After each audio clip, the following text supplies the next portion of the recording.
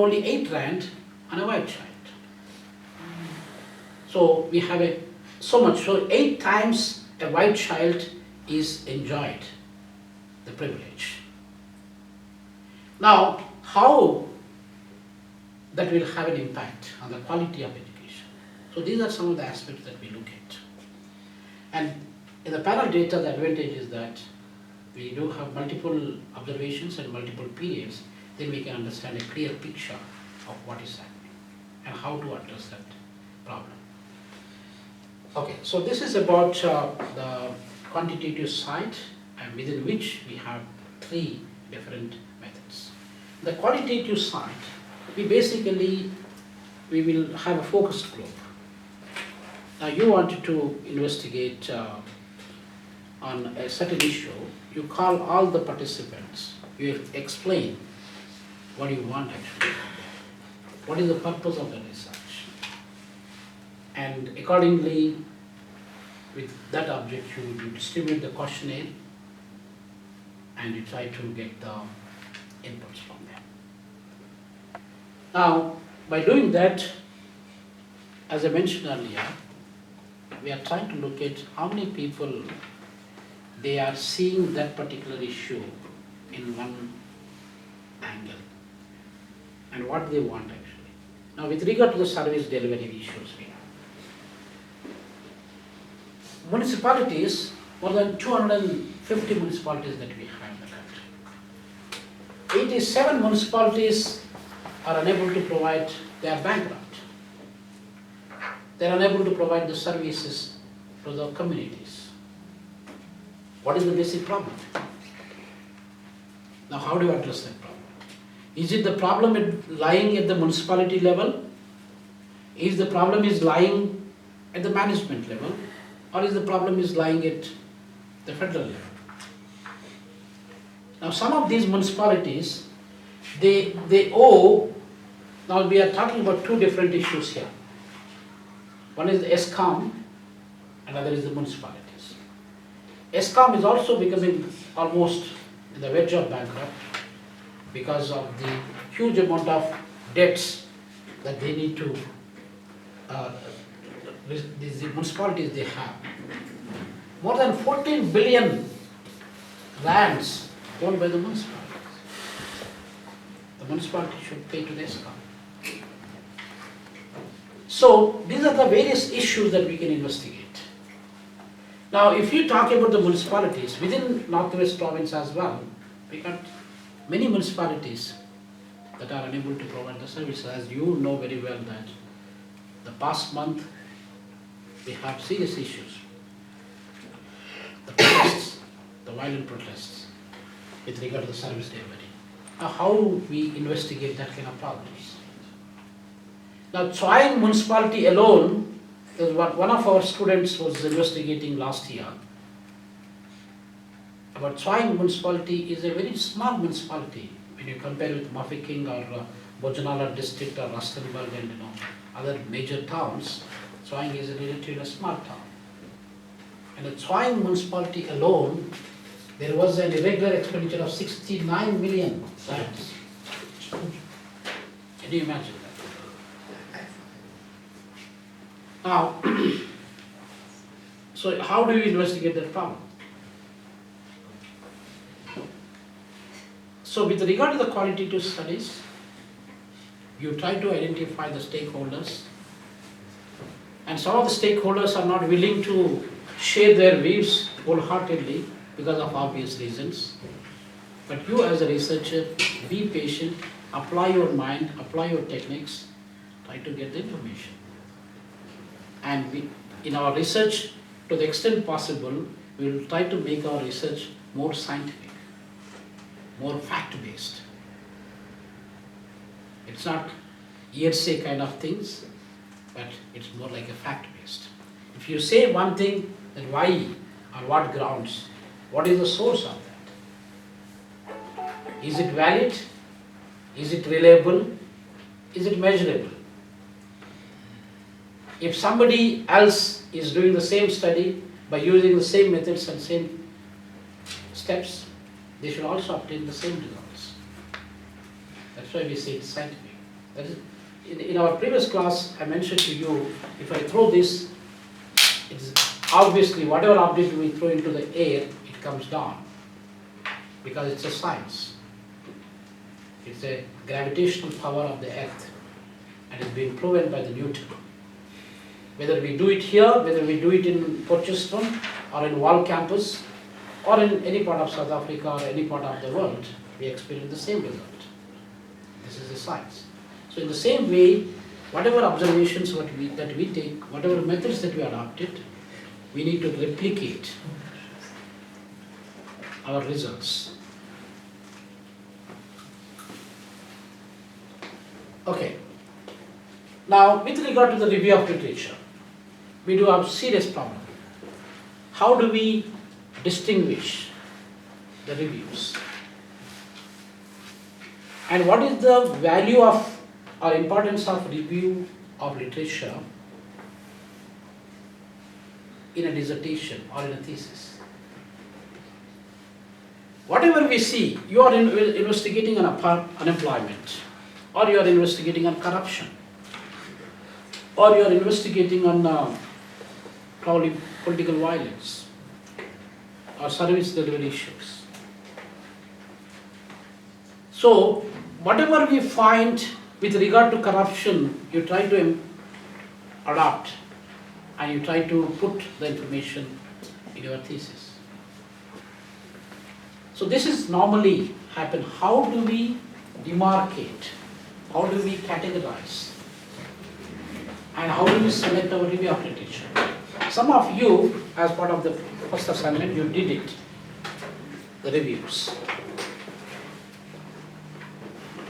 And now what kind of precautions do we need to take when we are selecting the reviews? There's so much, billions and billions of information is available on the websites, in public domain. So if you sit for 1 hour, you can download, you can collect so much information from the internet.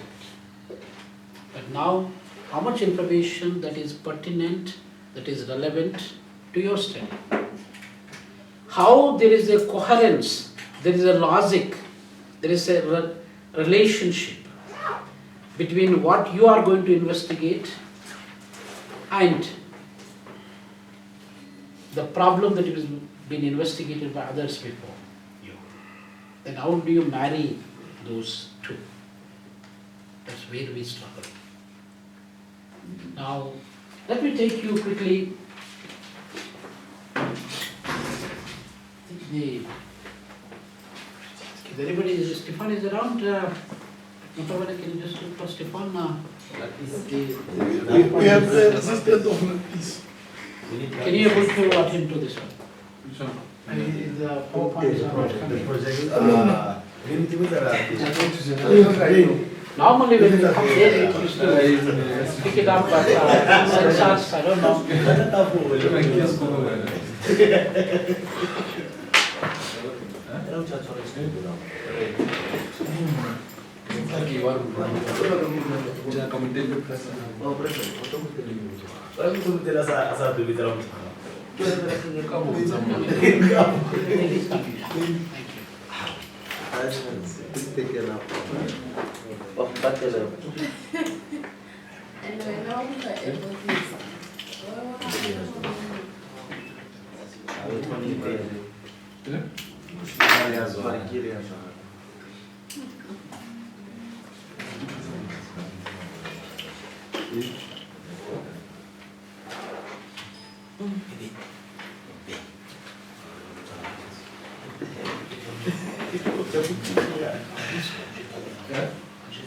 Let us quickly look at what precautions, what are the features of review of literature, what precautions do we need to take, and how to fix a frame, and how to get that particular information into that particular frame. So those are the aspects that we look at. Just have a glance for a minute.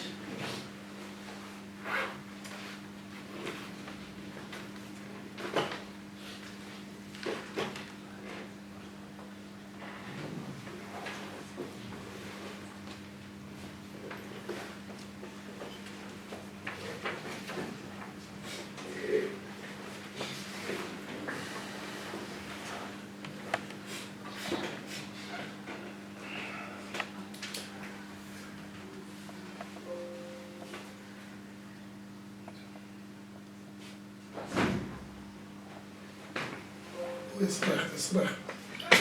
Dat is recht. Dat is kapot.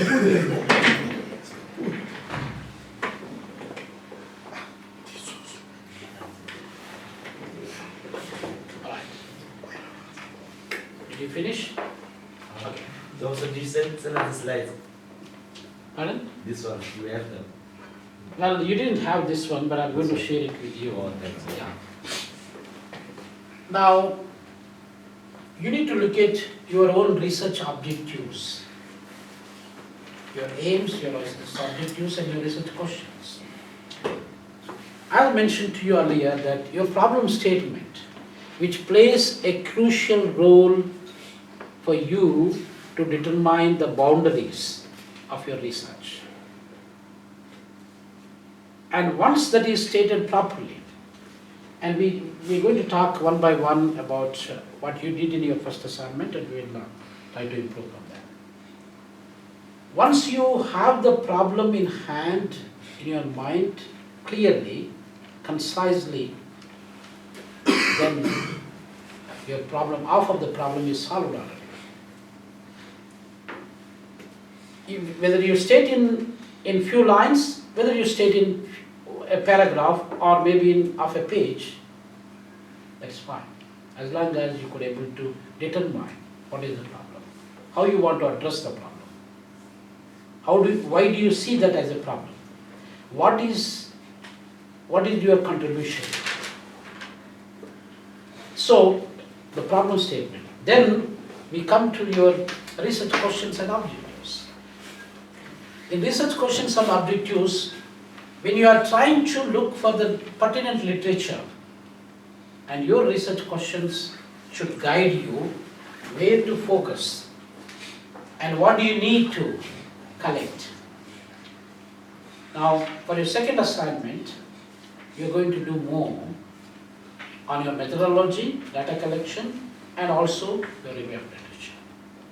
And together, your first assignment and the second assignment, you are going to prepare the final assignment. So that final assignment, as I mentioned to you earlier, that your first assignment is only for 40 marks, and your second assignment would be for 60 marks, together it's 100 marks. Whereas, your final assignment alone will have 100 marks. So, your final assignment 50%, and your first and second assignment is 50%. And together, we will try to take you to the next year, where you will be doing your independent research with your supervisor. Okay, we will talk about that. Now, let us come back to this review of literature here. You can identify your aim and objective. Why do you waste your time discussing irrelevant stuff?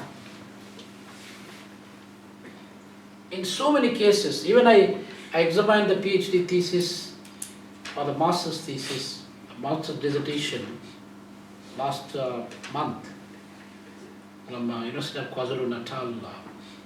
So when we do that, we will pick up those issues. So much, some students they write 40 pages review of literature chapter. Can you imagine that? When it comes to the findings and conclusions, final chapter, it is going to be only 1-2 pages. Now, so within this 40 pages chapter, as you can see, the information that you collected is probably 70% of that stuff is irrelevant. You are talking about what had happened in 1980s, 1970s, 60s, 1990s. That's pretty old. As we discussed earlier that whenever you do the review of literature, please remember to have the recent literature. And 2013 to 2018, those 5 years period, try to look at that. If you have a grounded theories, where you may have a theory that was developed by Adam Smith, in 1776, for instance. Comparative advantage by David Ricardo, or absolute theory of advantage in international trade by, let's say, Adam Smith, or Heckscher-Koelin theory. All those theories are pretty old. James Keynes' general theory of employment, interest and money, which was 1936, more than 80 years old. You can take those theories into account and try to relate to what is happening now. Although, for instance, James Keynes' theory of, let's say, aggregate expenditure by the public sector should be increased in order to fix the economic crisis. That theory was developed more than 80 years ago, and even during this current economic crisis that we have, 2008 until now, for the past 10 years we are in crisis. And that theory is relevant. So if you want to quote such kind of established theories, such as James Keynes and Adam Smith and stuff like that, you can quote. In management we have Elton Moyo, scientific management approach. And we have Douglas McGregor XY theory. Those theories are more than 100 years, 120 years old. But you can still try to derive some kind of insights and relate to present day world. But what I'm saying is that you are allowed to take some of the old stuff. At the same time, you need to look at what is happening now. How do the researchers in different parts of the country or different parts of the world, they look at that problem. It's not only you are looking at the problem as such. There are many people like you, many students that we have in the country. Many students, more than probably 30 million students that we have across the globe. Half of the population of South Africa are only students.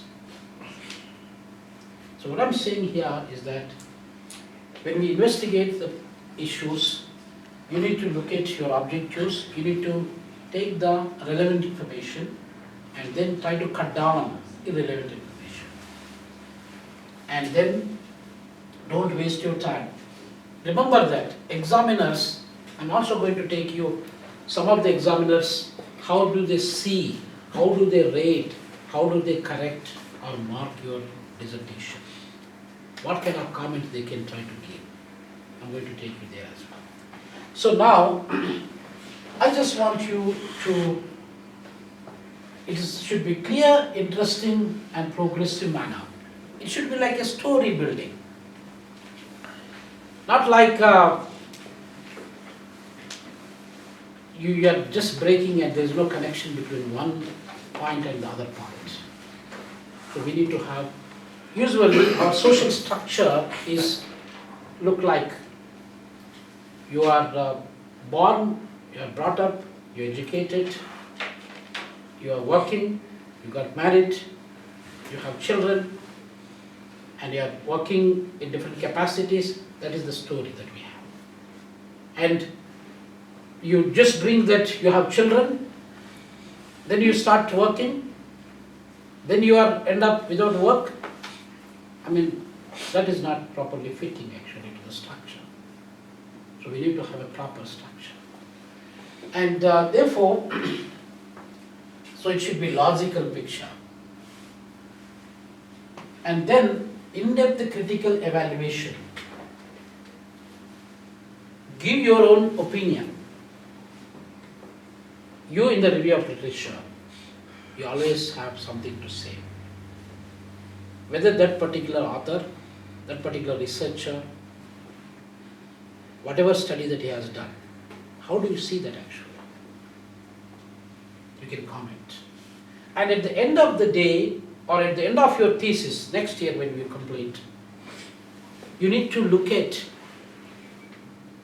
whether the literature that you borrowed, that you incorporated in your dissertation, is it matching with your findings? That's what your research is all about. if you do not integrate your findings with that of the existing literature, your research is not a proper research.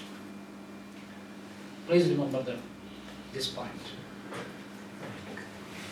So always, you as a researcher, from chapter 1 to chapter 5, chapter 1 to chapter 7, whatever chapters that you bring in, you are going to have a structured format with some coherence, some kind of link with one chapter to the other chapter. They cannot go just like that. They cannot independently stand. They have to be integrated. Right. Emerging issues. We have so many emerging issues we have. Like tiger brand listeriasis problem that occurred somewhere in the month of March. It's an emerging issue. If you want to investigate such kind of issues, try to look for the relevant literature that is available pertaining to that issue. And then, so that is emerging, relevant. And I also mentioned to you in our previous classes that we have so much information. At the end of the class, in the month of March when we had, I mentioned to you clearly, I don't know how many of you remembered that. Can anybody tell me that how do you identify the better source, a reliable source that you can collect some reviews and you can try to incorporate? Can anybody remember or can anybody tell me? Let me just. Anybody in the class? What are the sources that we discussed earlier?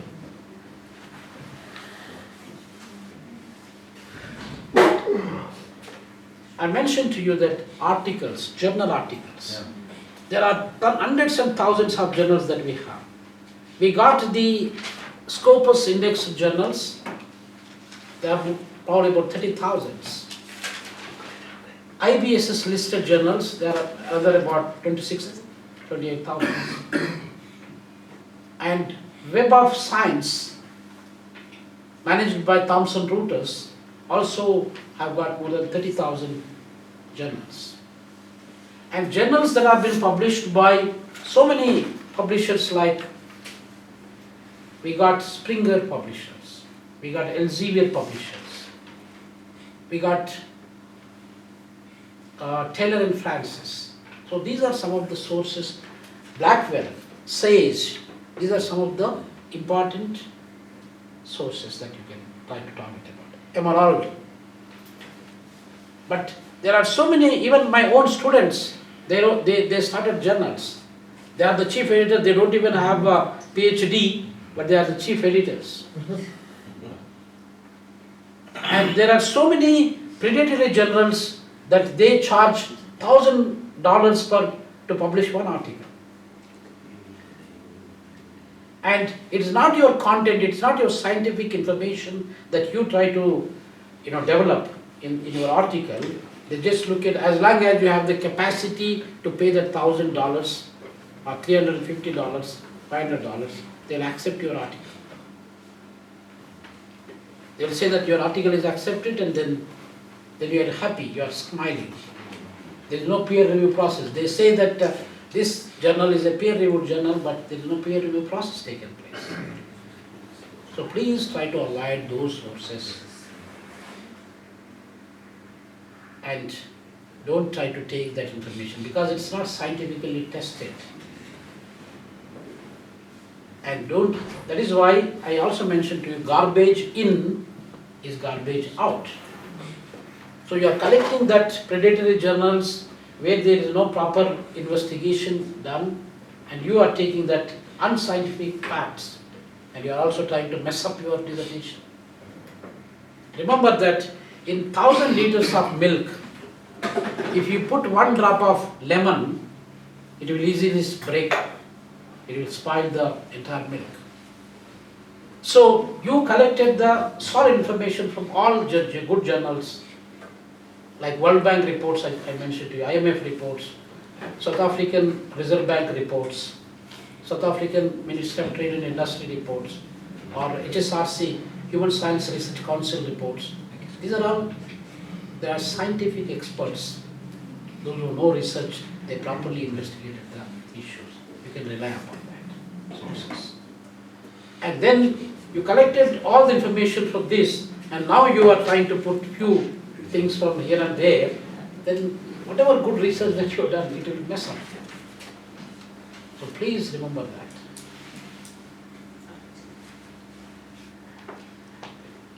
Alright, so that is about the sources of information where we are collecting the data. Even there is no surprise that they will say that European continent is the biggest continent in the world. And you will collect that information, you will say it is the biggest continent in the world. So such kind of factual errors will take place because it's not, nobody checks that. At least if it is an LGBT publication, there is a board, there is a review board, there is a managing editor. All those people, they will try to play their roles. They try to check. But in those predatory journals, nobody cares. Only they think about the money. Right.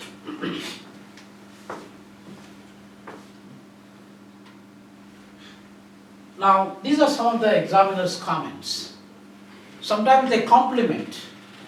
If your work is good, too good, as I mentioned, that you do all those scientific investigations, they will compliment it.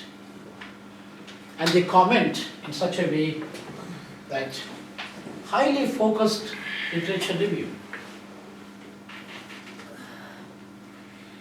That's the compliment. Clear evidence of critical evaluation. So you are trying to evaluate what had happened. You may develop about 15-20 pages of your chapter 2 review of literature. You not only consulted maybe 10 or 12 sources, you may consult even 30 sources.